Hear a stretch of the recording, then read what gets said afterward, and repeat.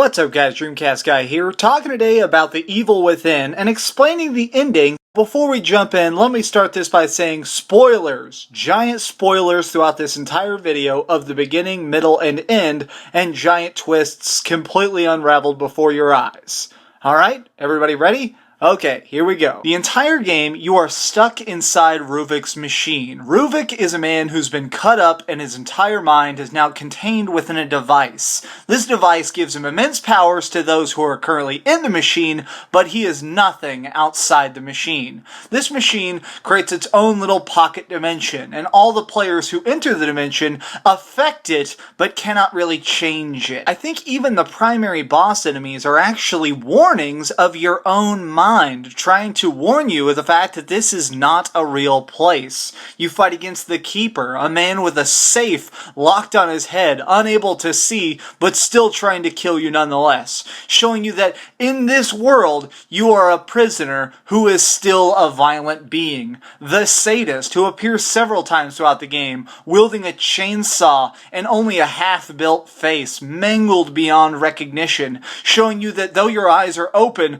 all you can do is destroy in this land of chaos. And last, Bone Laura, as she's currently known as on the forums, the six-legged woman who appears from bodies, showing you that your own destruction is coming from behind you, that even the thoughts of your dead wife, which keep you so centered in this land of chaos, cannot protect you from the madness that will eventually overtake you. The entire opening of the game, all that trippiness with the buildings shifting around and everything, all of that is completely fake. Before the game even started, Julie Kidman has you knocked out and put you in the machine. So all of this, the beginning of the game, is basically the beginning of our memories in Ruvik's world. Everything we see in this entire game is Ruvik's world, up until the very, very, very end. That last sequence of you getting out of the tub shows when you're actually in the real world.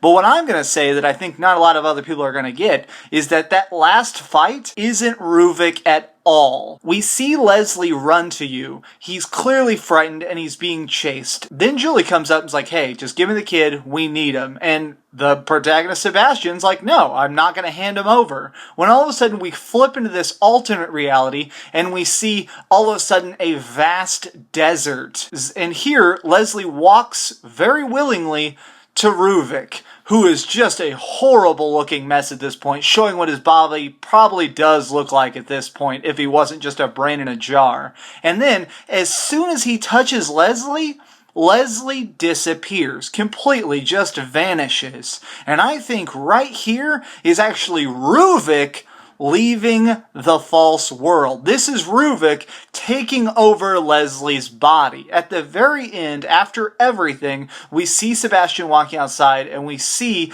Leslie walking out past the police lines. That is actually Ruvik. So in the ending boss fight, how we see all this perfectly placed stuff, you're dodging all these giant crazy limbs, you fly onto a truck that just happens to have a turret, and even though it's flying all through the air, somehow you stay perfectly in and are able to fight it. You're impaled on a bar, but right then a rocket launcher comes up. That's because this is all Sebastian's fantasy. Now that Ruvik has left the machine, this is actually Sebastian's world at this point, although he doesn't realize it. So at the end, he destroys that beast with, come on, a single gunshot. And then once it's dead, we see him go out of the machine, crawl up to it, and smash the brain that he thinks is Ruvik, when really, this is the machine basically letting him live out his own fantasy before waking up. Now, the organization shows up, and they look at all of them, and they go, okay, Sebastian's alive, but you know what? He did the mission perfectly. He killed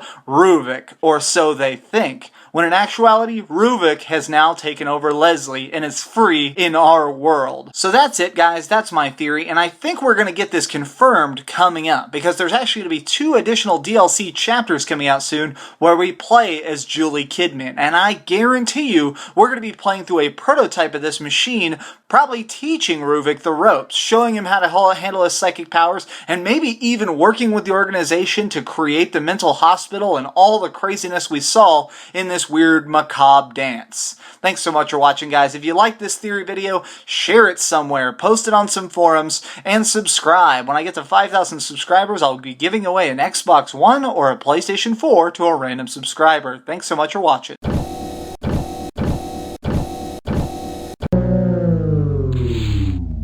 Thanks so much for watching. If you like this video, maybe check out my last video. Please subscribe, and if you want, share this somewhere with your friends.